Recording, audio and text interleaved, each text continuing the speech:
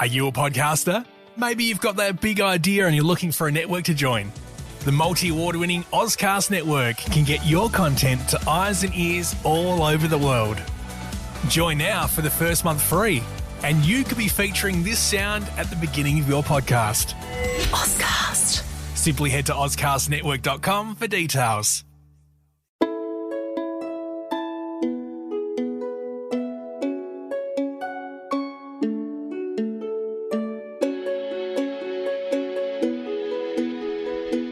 Welcome to Hong Kong Confidential. I'm Jules Hannaford and I'm your host. I'm an Australian woman and I've been living in Hong Kong for many years. I'm a mother, a teacher, an author, and I want to share my wisdom and the wisdom of others with you.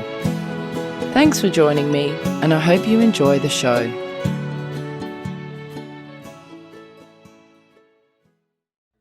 Hong Kong Confidential is brought to you by Teresa's Turkish Towels. Teresa imports the finest 100% Turkish cotton towels that dry very quickly, making them perfect for Hong Kong's humid climate. Say goodbye to the traditional smelly and stinky towels and try the colourful and fresh selections available online or in Teresa's Wan Chai store. Use the promo code CONFIDENTIAL online or mention this podcast when you visit in person to receive $100 off your entire order when you order 2 or more towels.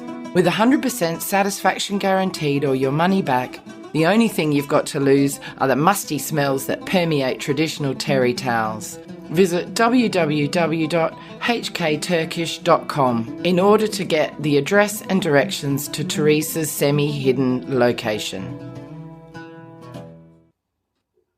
A warning to our listeners, some of the topics discussed in this podcast may be disturbing. If you need support, please contact your local crisis line or helpline, and if you're in Hong Kong and you'd like to call the Samaritans hotline, you can call them on 2896 0000. Today I'm here with Lauren White. Thank you so much for coming to meet me today, Lauren. How are you? I'm good, thank you. I've been busy today training clients because I'm a personal trainer and running boot camps. So this would be like my 4th meeting today with business, but I'm really looking forward to this because for me, it's all about inspiring people and talking to people about what I do. Oh, you know? Awesome. So tell me a bit about your childhood and where do you come from and what was your childhood like? Well, my name is Lauren and I come from London, just outside London, Hertfordshire. I came from a family, a Jewish family, 2 brothers and a sister, 2 parents. On the outside looked amazing, but on the inside a lot of trauma and a lot of dysfunctionality. And the funny thing is, when you look at it on the grand scheme of it, you think, oh yeah, well, everything was perfect, you know, because we didn't really talk about much. And being brought up in a childhood and a family that was very much about what everything was on the outside, we didn't really show feelings on the inside or understand my feelings on the inside. So it was very difficult because I went to a private Jewish school, I got everything I wanted materialistically, but the lack of love was there emotionally. And the trauma around my mum being an alcoholic, she was drinking at a young age. She also had depression. She also had a lot of attention-seeking issues, which put a lot of shame on me. And the dynamic in the household was that my dad was very emotionally unavailable. From a very young age, he taught me how to not feel feelings. You know, he just said, let's not talk about it, or let's just brush it off, or don't tell anyone what's going on. So my way of dealing with that at a young age was by isolating, by going in my room, by self-harming in many ways. This was even before I picked up alcohol and drugs.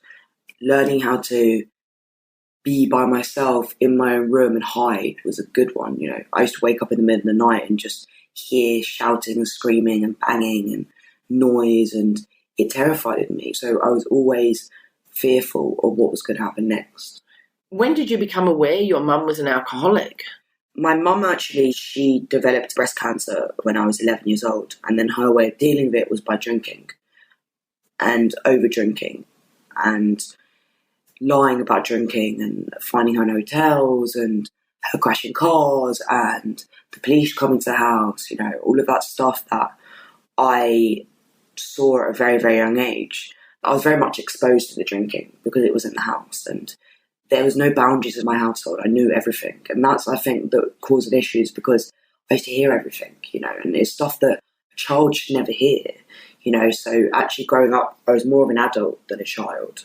What sort of things would you hear that you shouldn't hear? Parents fighting, people throwing stuff, my mum saying inappropriate things to my dad, my mum lying about things, my mum telling she was going to kill herself or she was going to run over a train, all of this stuff that at a young age one should never hear. How did this affect you as a young girl? It made me very, very, very anxious. I think that's hence why I started drinking. Anxiety was a big, big part of my journey. I think it made me not have a childhood, so I started to grow up really quickly. I started to want to crave attention elsewhere, because I didn't get attention from my family members. So I started to be naughty at school, be the class clown, date loads of guys. From the age of 14, 15, I developed an eating disorder because I thought the only way that I was going to build up my self-esteem was by looking pretty. So I started to model, starve myself, and it just fed in so much, I wanted to be part of because I didn't feel part of in my family. Do you think the eating disorder started as a way to get attention? I think subconsciously, yes. It took me a long time to admit that, but I think this is my belief, and it may not be true, but I believe the way of, there's always learned behaviour, and I saw my mum get attention by negative attention. My mum got attention from my dad because she was drinking, and I saw that the only way for me to get attention from my family was by doing something, by drinking or doing drugs and obviously it was subconscious, I didn't plan to be an alcoholic. I didn't plan to have an eating disorder, I didn't wake up there one day. And I think subconsciously it was my way of craving attention, but also it was also my way of coping or dealing with what was going on inside. Did the eating disorder come first or the drugs and alcohol come first? The alcohol came first. Tell me a bit about your journey with drugs and alcohol. Okay. I started drinking at the age of 11. I saw my brother drink at a young age. I went to bar mitzvahs and bat mitzvahs. All my friends were drinking the whiskey from the Kiddush wine or whatever. But my brother went to rehab when he was 15 and he had a problem with alcohol. And I saw that, and I think a part of me idolised him and wanted to be like that, and I thought it was cool. So I started drinking very young because it was very acceptable in my house, because I saw my mum doing it, my brother doing it. I said that I was never going to smoke cigarettes, and I started smoking cigarettes. I said I was never going to smoke weed, and I started smoking weed. Weed never worked for me, and it made me really hate myself. So my idea of that was, okay, well, I'm not going to smoke weed anymore. I'm just going to do ecstasy and MDMA. And I remember when one of my best friends turned around to me, I was like 15, 16 years old, and she said to me, let's try drugs. And I was like, no, I'd never do that. But because I did other stuff as well, I thought to myself, well, if I've done alcohol and I've done weed and I've done this, it's like that progressive illness of, what, I might as well. And then I started to do Class A drugs. What was that like, doing that what were you, 14 or 15 years old? I was 14 when I was making weed. And then I was 16 when I started ecstasy and MDMA and ketamine. Oh my gosh, so you tried just about everything? Yes, I never did heroin or crack. Okay, and how did it affect you? How did it affect schooling and your relationships and your home life and everything? I mean, when I was on drugs, I loved everything, it gave me that release, and that's why I did it, because I didn't want to control what was going on around me. I had to control what was going on inside me, But the come downs made me hate myself. I started to push people away. I started to get angry. My relationships with my family were really ruined because I was moody all the time. I couldn't stop because that moment of release that I got from the drug made me feel a part of, made me feel like I didn't have to talk about what was going on in my personal life. I didn't have to worry about what was going on at school because I wasn't academic. I didn't have to care about the future. It was a release for me. But once I kept doing it, I couldn't stop. And then were your parents aware that you were doing Class A drugs? No.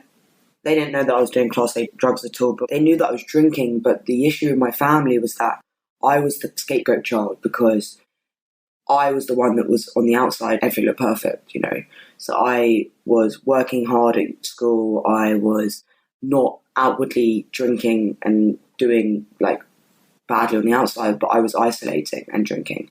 So really it was my mum, my brother that was really, really needed the attention. And that's what happens nowadays, is that you can be a functioning alcoholic. You can be someone that on the outside looks perfect, but still drinking every day and abusing yourself, you know. So because your mum and your brother had such difficulties with alcohol, were your issues with alcohol kind of hidden a little bit because they weren't quite as severe, or you just did it in secret? I did it in secret, yeah. Oh, wow. And it really got bad at university, and that's when I was away from my family. So they didn't know anything about it. So because you're away from your family, you could run amok even more? Yeah. Yeah? And then how did that affect your uni? Were you able to study? Did you get... I dropped out of uni, And after 2 years. What did you do after you dropped out? Ended up in rehab. Oh, did you? Tell me about that. When I was 17, I found out my baby brother had cancer, and that was my rock bottom. I was like off and running. The way that I dealt with Joe being ill, my baby brother, was by drinking, you know, going clubbing. And I worked in clubs for years. And my way of working in clubs was because I can get free alcohol and I can host people, and I love being the life of the party. I wanted everyone to know me. I wanted all the attention, you know. That was my way of building up my self-esteem because I was so insecure. And when my baby brother got ill, he was in Great Ormond Street for 8 months having chemotherapy, and I was all over the place. I developed bulimia when I was at university, when I first started my first year. And I was in a cycle of waking up, drinking, doing drugs, binging on food, and then purging. And it was like an everyday thing. And it got to a point where I couldn't get out of my bedroom. I was getting really weak. I lost so much weight. I couldn't look at myself in the mirror. I was in a very abusive relationship with a guy that was very controlling. And it got to a point where I hit my rock bottom mentally. And my rock bottom wasn't, you know, in hospital on a drip. You know, I've ended up on a drip, but still haven't. That hasn't been your rock bottom, right? My rock bottom was me finally realising that I can't do this anymore. Just in my head, like, you know what, I need to say something. And that realisation that I can't live my life. You know, I was really, really existing. I wasn't living. You know, I was doing something every single day. And they say that insanity is doing something over and over again, expecting a different result. And I was waking up and saying, I'm never going to do it again. And then next minute I was just drinking and abusing my body so much.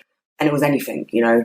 It was when I was happy. It was when I was sad. It was when I made so many excuses, you know. If you had all my problems, you would do the things that I do. And I hated everyone, you know. I was so depressed and down. And I remember turning around to my mum, and I'm very lucky and blessed because my brother now is 8 years sober. My mum now is 3 years sober. You know, they both are in AA. They both have got recovery. And my relationship with my mum has completely changed. My relationship with my older brother has completely changed. He's not that angry guy that he is anymore, you know. We're really close friends. And they say in Alcoholics Anonymous, they say it's attraction rather than promotion. We want something that you have. I want something that you have. Can you say that again? What did you say? Attraction rather than promotion. Not going up to someone and saying, this is how I got sober, but just being that light, you know, and people looking at you and being like, oh my God, I want to be like them. Huh. You know, and... So are you saying that your mum and your brother getting sober inspired you to get sober? Yeah. Oh, okay, cool. And so after 2 years of doing all these drugs and binging and purging at university, you were just one day like, I cannot do this anymore. Yeah. So did you go to treatment, did you? Yeah, I spoke to my mum and she was like, okay, I'll put you in rehab. And I went to rehab in Harley Street in London for 4 months straight. 4 months? That's a long time, isn't it, for rehab? Yeah. But I guess you were pretty hardcore entrenched in drug and alcohol addiction and your eating disorders that you had to really give it a good crack. Yeah, I don't just identify myself as an alcoholic. I identify myself as an addict. Because from the age of 11 to the age of 18, I picked up anything to change the way I feel, and I still can, you know. So I identify as someone that can get addicted to things because at the end of the day, it wasn't about the substance, it was about how I felt inside. And I used the substance to deal with the problem, which is me. So you were self-medicating in a way to deal with your anxiety, your depression, your family situation, all those things, the disappointment with your parents. Wow, that's so full on for somebody so young to be going through that. Tell me a bit about your, first of all, I want to know, how did you afford all of those drugs and all the alcohol at university? Isn't it difficult to get all those things? I mean, I'm not going to tell you where I get my drugs from. No. I don't want their name and number. I know. I guess when you're a young girl, a lot of things get given to you, don't they, as well? Yeah, I'm not going to be sexist, but being a young, pretty girl, I got everything for free, you know. I used a lot of that as advantage, especially when it came to getting alcohol, you know, unlimited alcohol everywhere I went, into clubs. Drugs, you know, I took advantage of my dad. He worked hard, he owned his own company, and he used to give me money and I used to spend it on alcohol and drugs. I didn't have any money in my bank account, you know, I had jobs. I started working to fuel my addiction, even food, you know. I'd go and binge on food, you know, I spent so much money on food. Yeah, being bulimic would be expensive because you've got to eat a lot. Yeah, so I remember at university I used to stop off at every petrol station on the way back from uni or onto the way of uni to just eat food and then stop off outside the petrol station to throw up. Oh my God. Yeah, and that's how insane my eating disorder got. And were your family aware of any of this at university? Did your dad know what you were spending his money on? Not really, no. I downplayed my eating disorder quite a lot. I didn't say it was that bad. My parents didn't understand the eating disorder. They thought that you can just stop like that, you can just stop eating. They didn't understand that it was a mental illness. Yeah, there's a lot of stuff that I kept a secret, and even to my friends I kept it a secret. Why do you think that is? Why is it important to keep all of it a secret? Because I was terrified to show really what was going on for me, because I was scared to be weak. Actually, I realised that weakness binds us together, not strength. You know, that's why I do the things that I do now, because I realised that we are humans. I think what happened to me was that it was so ingrained in me at a young age to be strong for my family, to be strong for others. I was very much I would say, a mum to my mother. I was very much the one who tried to keep it together, you know. So when I had my own addictions, I tried to keep it all strong and not do anything about it because I was terrified for anyone to say that I was, because perfectionism was a big thing for me. I wanted to be perfect. And that's where the eating disorder came, you know. Yeah, that's really about perfectionism and control, isn't it? Were you anorexic as a young teen? Yeah, well, I developed anorexia, but I was unmedicated anorexia. So What do you mean? So as in, anorexia is a different thing, a difficult one, because to be anorexic, you need to be below BMI, but also I was below BMI. BMI of 18, isn't it? You've got to be under 18 to be anorexic. I lost my periods. I was below that, but I never got put into hospital for it because slowly I went into exercising or binging. So I put the weight all back on myself, you know.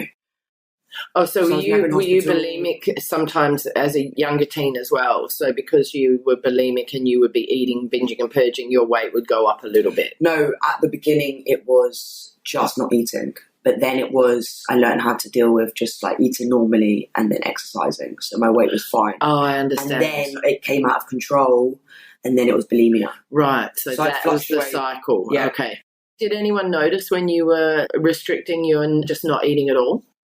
Yeah, my mum knew, but as I said, my mum was very much in her own head, you know, and that's the issue, is that being in a family of addicts, most of the time, it's not about anyone else, you know, it's all about you. So I found it very, very hard to kind of just talk about it because my mum never wanted to look at the other stuff. She was looking at herself, you know. My dad ignored it a lot. Right. You know, so I mean, I remember when I was doing my sixth form, because work was a big thing for me because I would restrict food and work, and it was such a good way of control. And I remember I was literally 8.5 stone for my weight, and that's so low. So low. I think it was 8 stone at the lowest. I remember wearing this skirt and being so skinny, and my parents never did anything about it. You know, they're very good at kind of just like enabling it, you know, and that's the problem when you have codependents and family of addicts. They enable it. And did that disappoint you? Like, were you looking for someone to help you and rescue you, or were you happy going along in your eating disorder? I think I secretly wanted someone to take action, but I think that I kind of gave up hope, and I think that's been hard in my future relationships with people because I have this thing about lack of security. You know, I've always had to do it myself, everything. I've been so independent from a very young age and not relying on anyone else because I've always been let down. Right. So does that mean then in your relationships now you find it hard to make true connections with people? Yeah. Oh, that's so interesting. Can you tell me a little bit about your way of thinking as an anorexic teenager? Like, did you fear calories? Did you, count calories? Did you do everything you could to avoid situations where you would eat, stuff like that? Yeah, no, I mean, it all started at the beginning about food, but then it goes beyond that. It's not even about the food anymore. It becomes an identity. It becomes who you are. Like any habit, it's something that you do every day and you're scared to change that. But at the beginning, I wasn't starving myself. I was just eating chicken and veg, and that was it. And I was exercising non-stop. And then it went to, I had to be 9.5 stone. And if I'm not 9.5 stone, I'll have to, undereat or overeat. And I was working at Abercrombie and Hollister, and they had, size 0 jeans, and I had to be a size 0 jeans. And then it was just drinking, and not eating. And interestingly, when you talk about getting into crystal meth and ecstasy and stuff like that, they're drugs that don't make you feel like eating as well, aren't they? So that would have really fueled your eating disorder, yeah? I loved it. I remember always thinking, oh my God, this can really help my eating disorder as well. Always at the back of my mind. Is your main addiction the eating disorder, and the alcoholism and the drug addiction are sort of sideline addictions? I believe that, and this is what I identify as in, I believe that alcohol was the first thing I picked up, and throughout my whole life, alcohol has always been there from everything. So that's like your drug of choice. My drug of choice was alcohol, but the bulimia is what got me down. The bulimia was one thing that I realised that was not normal. I can normalise alcohol because everyone was doing it. And could you even normalise anorexia? Pretty much, but I couldn't normalise making myself throw up. Okay, so tell me a bit about moving into bulimia, and what's your way of thinking then compared to being anorexic? I mean, it got to a point where I believed that bulimia for me was letting out anger, and I could not live with life on life's terms, and every time I had a feeling, I had to push it down, so I had to eat. But then, because I couldn't keep the food inside me, it's like purging it out, and it was my way of self-harm, and it gave me a release. And I love that release, that release of having it in my body and giving it away. But it's such a dangerous illness because it becomes addictive, and then once you've purged it again, the next minute you're like, I need to eat again. Why not have more food? Why not just keep purging? You lose your relationships with people. You lose really, really being in love with yourself, contact with yourself. It becomes a self-hatred thing, like alcohol, depression. I believe alcohol and bulimia is a form of depression. Oh, that's interesting. Yeah. Can you explain that in more detail? Well, alcohol is a depressant. I know people think that drinking makes you high, but the come downs and the way that you feel about yourself is a depressant, And the more you self-medicate, the more you get depressed. And it's a cycle. Do you feel like you were depressed and that you wanted to self-harm by becoming even more depressed by doing these behaviours? Does that make sense? Yeah, no, because it's funny actually, because 2 years ago, I went back into rehab for making myself physically ill and a work addiction, because I realised the depression and the anxiety was the underlying issue for the drugs and the alcohol. Did you get some comfort in being depressed or anxious because that's all you knew? Yeah, I mean, it was a normal behaviour that I would feel. And as I said, it was learned behaviour, I had this thing where in rehab, I used to wake up every single morning and felt sad, just that sadness, And the way that I would deal with that feeling was by drinking or using. And I can still, as I said, I'm an addict, so I can still, even in recovery, I can still turn to behaviours like relationships and men or work or exercise to change that, But isn't part of being in recovery learning to accept your feelings and your emotions rather than hiding them and pushing them away or self-medicating? Yep. So I have that awareness today, so the awareness today that helps me in recovery is that if I have that happens, I'm able to look at it. I'm not perfect, so that's going to come up. So I can see myself doing that, and then I can take a step back, and that's what I do. I believe that we're always going through therapy. I believe that we're always going back. So me going back to rehab 2 years ago was not, I don't think it's a flaw. I think it's just another underlaying of the onion, and I was so grateful for that because I learned so much about myself. And today, sitting there and being able to feel my feelings, being able to cry, being able to sit by myself, be able to identify when I'm feeling a certain way, be able to identify when I'm doing something too much, and actually saying, Lauren, this isn't good for you, and take a step back. And that's recovery. And that's really healthy, isn't it? Yeah. That's a healthy way of thinking. Yeah. So tell me a bit about treatment. What happens in treatment and how did you get well? I mean, there's different types of treatment you can do, but obviously the treatment I went to was very much about psychoanalysis, trauma therapy, identifying on different behaviors and different people. I remember just being in this rehab and sitting around a circle of different people from all over the world, gaming addicts, sex addicts, drug addicts, food addicts, and just identifying and just feeling and talking, you know.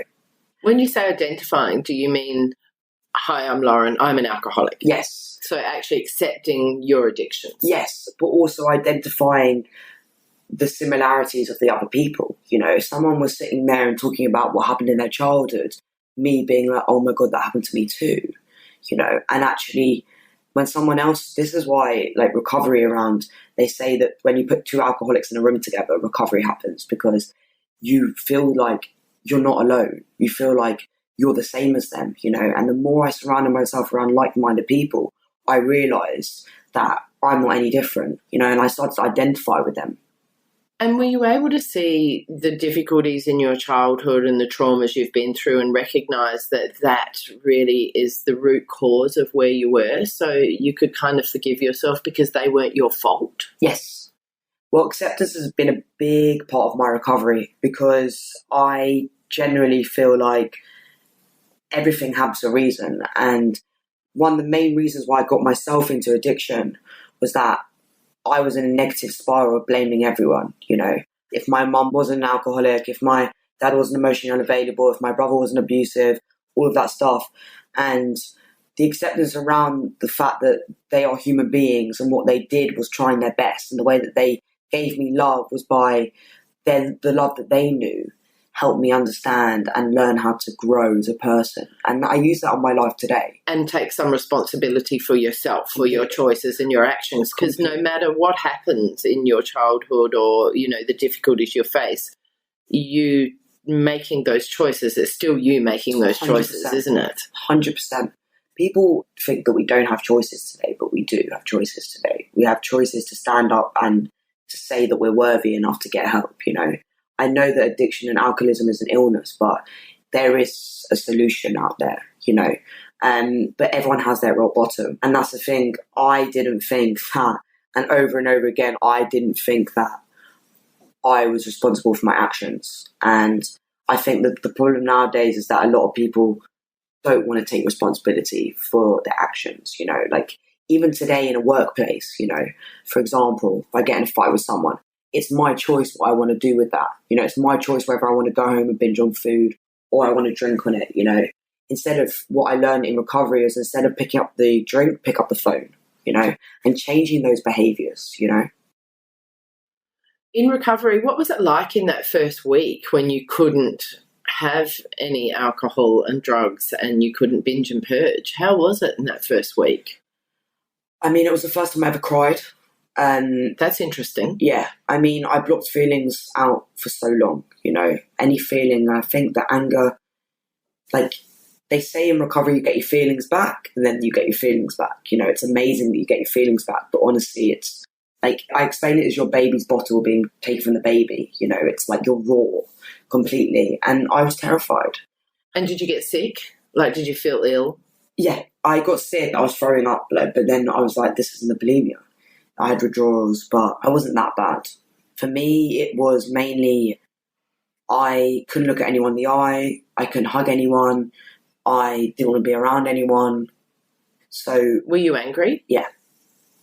Interesting. And I also hated my parents for putting me. Well, I was the one who wanted to go in there, but then you resented it after because you realised you'd lost control over all of these addictions. Yeah. And I remember there was one predominant event that I got so angry about. So I was doing beauty pageants in Birmingham at uni, and I was in the next one for the beauty pageant, and the rehab had they put a lot of boundaries in for me and strict rules, and they had told me that I can't go. And I remember getting so angry at them and rude to them. And they were like, well, if you go and you win, then you end up drinking. And if you don't go, you end up binge and purging because of the rejection, abandonment. And I knew that was going to happen.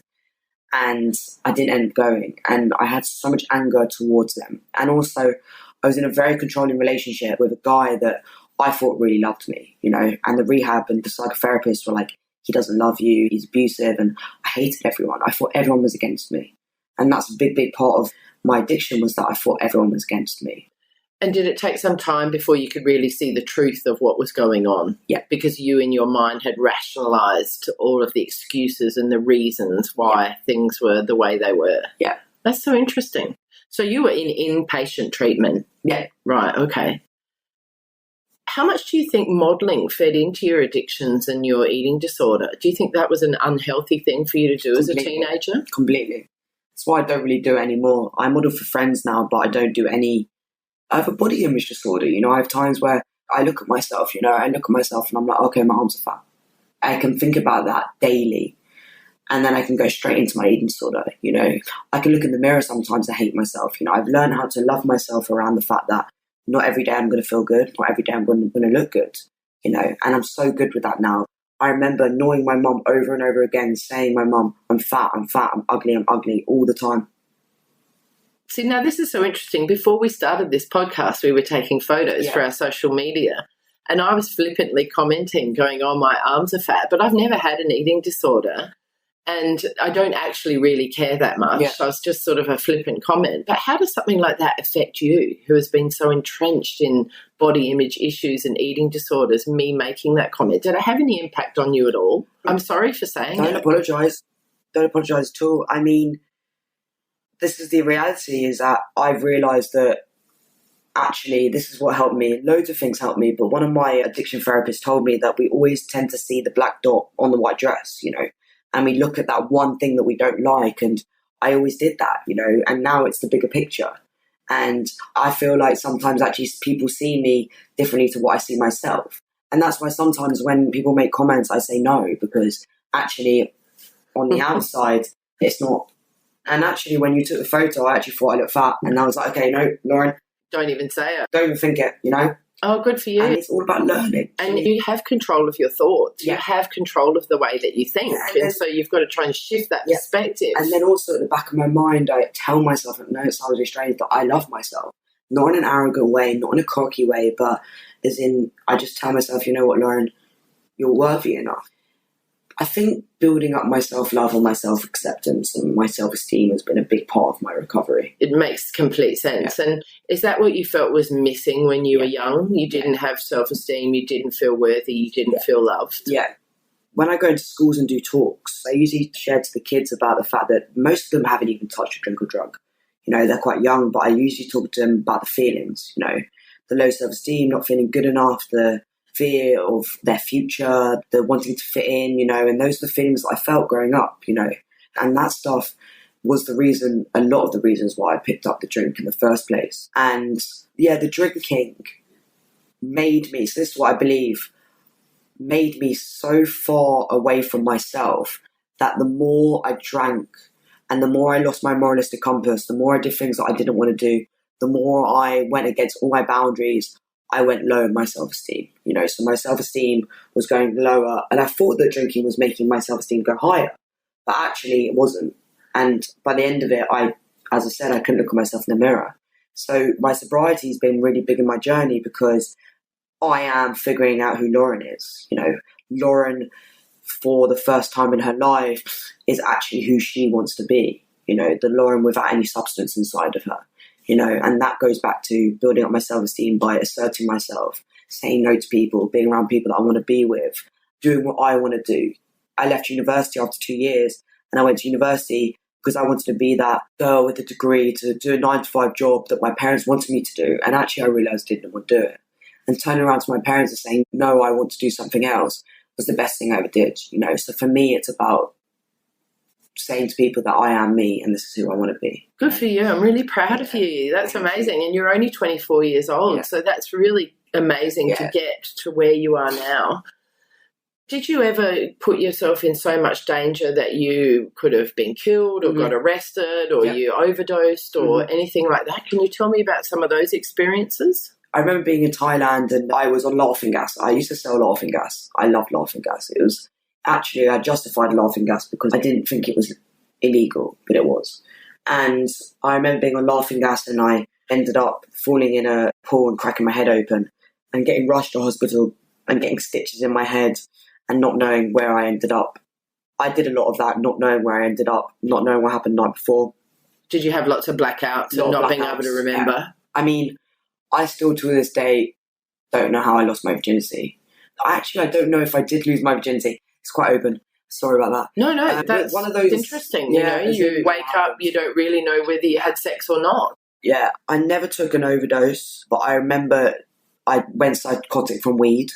I ended up thinking that I was a devil and seeing things. See, that's interesting because I didn't realise you could be psychotic from marijuana. You can. Can you? Yeah. So what, you just smoke so much that it makes your head go crazy? No, I got given something that actually was laced. Yeah. Right, okay. So the marijuana was laced with something else. And I've been spiked as well. Oh, in your Jamaica, drinks? In Jamaica, yeah. What happened? Thank God I was on a boat and I was with my family, but I woke up with the biggest headache and I can't remember what happened. Right. And the amount of times that I've lost my phone and I've been lying on the floor and being picked up and smashed my head.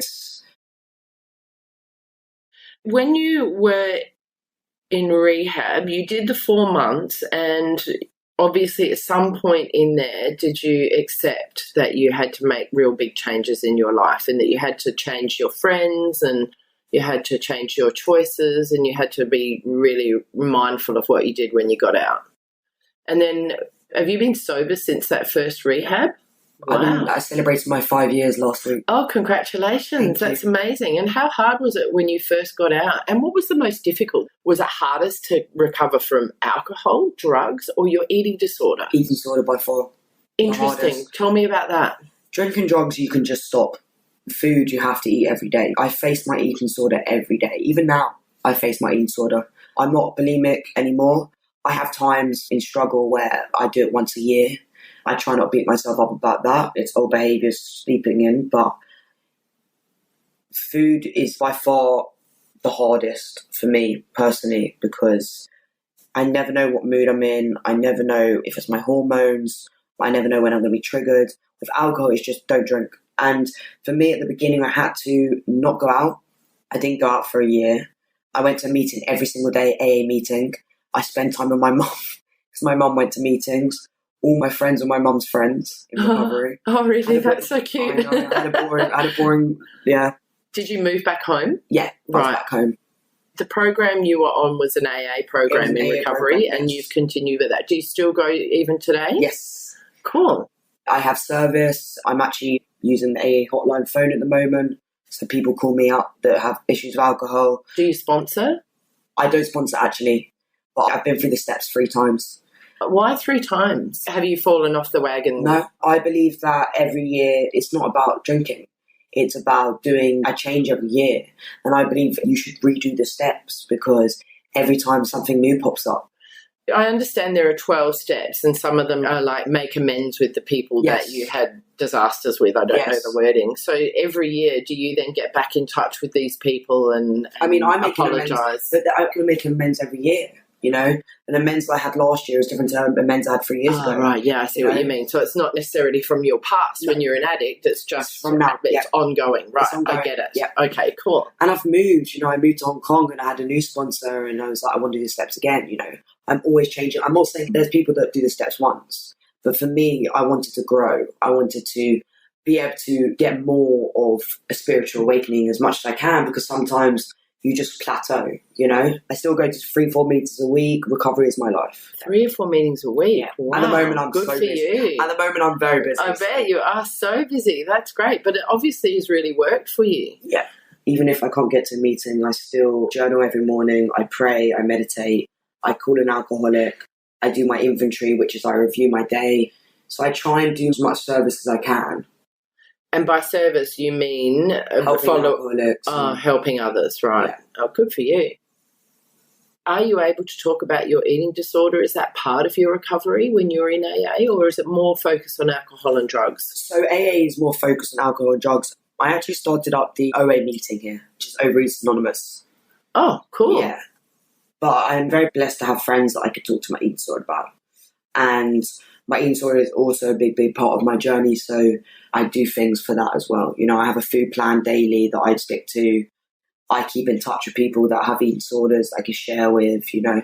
Do you have a psychologist or a dietitian or somebody you see, or is really your focus, your recovery, just AA? It's just AA, but I feel like you can get everything else if you work the steps with AA. Right. Yeah. Oh, that's cool. Do you feel like you've got two voices in your head? Like, do you feel like you've got your addictive voice and then your sensible, sober voice? Do you still have that, or was that when you were addicted? I don't have that, thank God, with alcohol. You know, the release of alcohol left me from the beginning. I don't think about alcohol. You know, actually, I see alcohol as poison for me, and I'm so blessed for that. You know, every time I look at alcohol, I just like, you know, and it's funny because even when I go out with friends and by accident I have a sip of alcohol, I can identify it straight away, and I'm like, oh my God, that's crazy. So like my body just reacts. And then the same with smoking. Like I used to smoke 20 cigarettes a day, and now like the thought of smoking just makes me like crazy. But sometimes I have my eating disorder heads that I call my eating disorder head. I believe there's an eating disorder head and then your normal head that tells me, oh yeah, you're fat, you should, whatever. And then I do with my addiction, I do know when I have that thought where I need to do something. And if I don't do something, then I'm not good enough. Or the same with like my work addiction. You know, when I'm working too much, I'm like, okay, you know, I can identify that. What signs do you think that parents should look for in their children who may be worried about the early stages of either eating disorders or addictions? It's a good question. I think isolation is a very good one. One of my family members is currently in an eating disorder unit with anorexia, and she is being tube fed. And one of the signs that we had was that she used to sit in her room all day and do nothing. We didn't know that she was actually bulimic or under eating. Moodiness, if they're not eating. With drinking, it's going out all the time, partying, you're smelling alcohol. And alcoholism is not just how much you drink. It's about why you do it. An alcoholic is someone that cannot stop, you know. So the difficult thing today is people, like, they justify it. I believe there's many alcoholics out there, but just people that won't be honest about it. They think that because they don't drink till the evening time every day, they're not an alcoholic because they're not starting at 7 a.m. and stuff like that. But also, it's if they're working hard or if they've got good jobs, they're fine. Yeah. You know? But there's a lot of people that can drink till they black out quite regularly, and that's got to be something wrong with that, doesn't there? Do you think that addiction stems from genetics or situational or both? Both. I believe it's genetics. For some reason, I can identify an addict in a second. There's definitely a trait in your brain that makes you an addict. You know, I was the person, could never have one slice of cake and leave it. I'd have the whole thing. Even now. That's why I don't eat sugar. I stay away from sugar. I was the one who had to finish the bottle. And I look at someone else and they have a cake and they just leave it, you know? And I believe that you're born an addict and it's an illness, but I also think it's learned behaviours as well. Right. Interesting. Because coming from my family origin, every single one of my family members is an addict other than my brother, younger brother, or have issues with mental health. And I knew from the minute I met him, he was never going to be an addict because of the way that he is. Oh, that's so interesting. Yeah. So he's different to everyone else in the family. Very different. You don't think it's because he could see what was going on around him and he learnt from that, or you think just inherently he's different? Inherently he's different. Wow, that's so interesting. What advice would you have for any young person who's beginning to experiment with drugs or feels that they might have a problem with drugs and alcohol? I think that always think before why you're doing it. You know, are you doing it because you're peer pressured? Are you doing it because you want to be different? You want to prove something? Are you doing it and realising that it's a problem? For me, I knew that was a problem and I didn't do anything about it. Always share to someone when it becomes too bad. You know, when I go into schools and I do talks, I never say, don't have a drink, don't touch a drug, do whatever you want to do. You know, obviously drugs are different. I don't believe people should be doing drugs, but if you're going to do it, be safe. Be safe. Don't do it if you know that you have an addictive personality and always be aware, you know. So you've been going into schools in Hong Kong to talk about drugs, addiction, alcohol, eating disorders as everything, well? self-esteem, everything. How are you received? How does it go? They love it. Like, it all started for me when, so Amy Winehouse died, and her parents, both Jewish, started up the foundation, Amy Winehouse Foundation. I was 18 years old, and they found me. Well, they didn't find me, but we had mutual friends or whatever. And they asked me to go into schools with them and do talks. You've been doing it since then? Since I was 18, yeah. Wow. And then I started doing it with the Princess Trust, going into homeless shelters, going into people that have just been chucked out of schools and staff in prisons. And then I do it for the Kelly Group in Hong Kong, and I do it as self-employed as well. And the kids absolutely love it. That's brilliant. And what are your main messages to the kids? Stay true to yourself. Do what you want to do, not what anyone else wants you to do. Make sure that you're always not like peer pressured into doing anything, you know. A lot of people actually, especially in Hong Kong, they're terrified of the future. They're terrified of growing up, you know, from the ages of 11 to 18. That's what I felt. I was figuring out who I was, you know. And for me, it took away all of that, you know. And there's a lot of high-pressured kids in Hong Kong that want to succeed in schools and get to where they are, and they drink on that anxiety. And a lot of them share that to me. But they don't just drink, they self-harm, they get into, like, gaming addictions, or they get into, like, codependent relationships. It's everything, you know, because they just want to not feel. And do you encourage them to speak up and talk to a teacher or their parents, or, you know, get some advice from somebody? Yeah. What I identified and what I see is that kids are most likely going to talk to someone like me, who's 24, than an old person. Yeah, I'm not like me. No, you're right. When I was younger, I had a counsellor at my school, and everyone has a counsellor. And I actually went into a school recently, and they said they had a counsellor, and she's 40 years old. And I turned around to him and I said, you know what, when I had a counsellor, I said, what do you know? You're not like me. You're not a kid, you know? And I never wanted to talk to someone that was older than me. I wanted to talk to someone that was my age. So when I go into schools and the kids talk to me and I talk to them, they're more likely to listen because we relate, because we're that same age. And then what advice do you give them about, you know, when you go away and they're still left with their addictions? Like, do you advise them to get counselling, to seek help? Is this what you wish you'd done when you were a teenager? I never spoke up. I was terrified to actually say what was going on for me. I tell them to speak up, to share it with a close friend, to pick up the phone when they're alone, to try and talk it through. You know, journaling has helped me. I used to write poems, expressing yourself in different ways, arts. I've got friends at the schools that were athletes. I said, keep doing that, you know. Yeah, because they're not, they don't get into drugs and alcohol because they want to succeed. Exactly. Yeah. Tell me about your life today and how being sober has changed you for the better. I mean, being sober is, I can't even express how much it's changed me. I got my relationship with my family back. I have learned how to love myself. I moved to Hong Kong a year and a half ago. I left the clubbing industry, one of the biggest industries that I really wanted to get rid of, but I'm scared of to get rid of. I became a personal trainer. I traveled the world. I still talk in schools. I work in events, all of these things, like, you know, that I can do whilst being sober, you know, collaborations with people in Hong Kong and being by myself, you know, going and surrounding myself in the nature, actually seeing the world for what it is, not being terrified to leave my bedroom. I've actually recently gotten into a relationship with an amazing guy.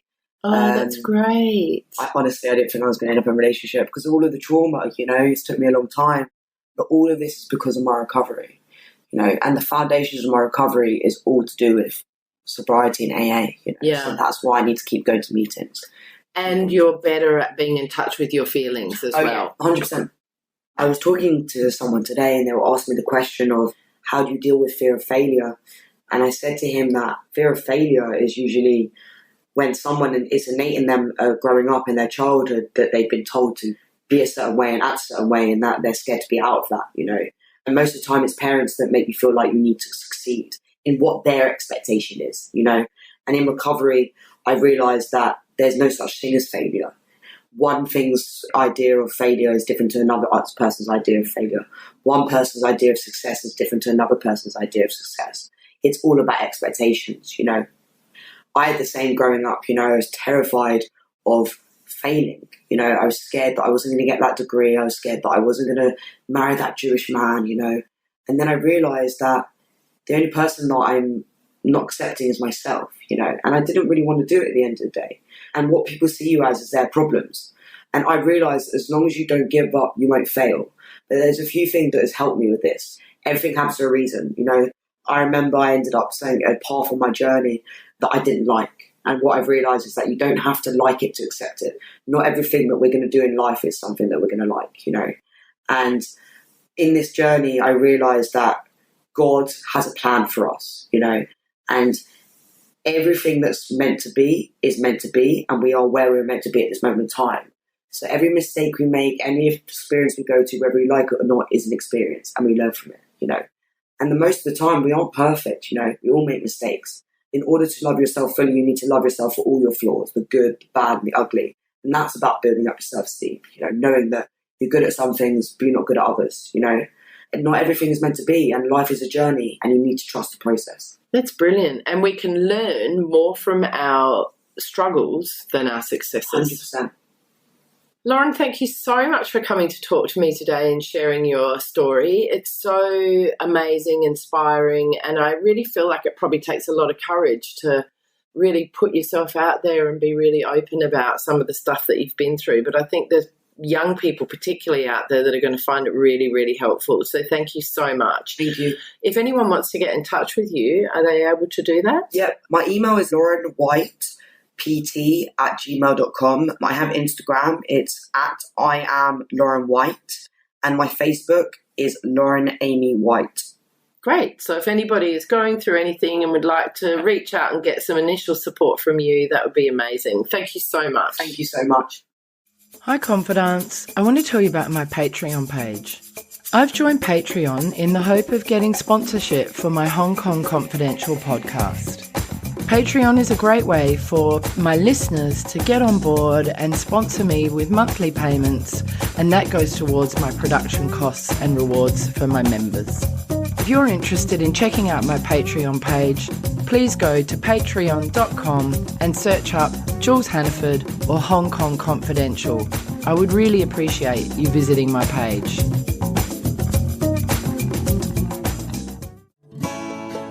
So that brings us to the end of another Hong Kong Confidential podcast. I'm Jules Hannaford. Thanks for joining me, and I hope you'll be with me again next week. If you enjoyed today's podcast, please can you go to iTunes to rate and review it. I would really appreciate your feedback. You can email me at jules@hongkongconfidential.net, and you can find me on Facebook and Instagram at Hong Kong Confidential. If you'd like to hit me up on Twitter, it's @Jules Hannaford. I would love to hear from you.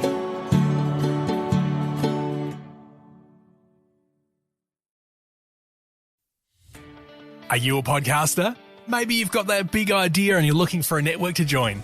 The multi-award-winning Ozcast network can get your content to eyes and ears all over the world. Join now for the first month free, and you could be featuring this sound at the beginning of your podcast. Ozcast. Simply head to ozcastnetwork.com for details.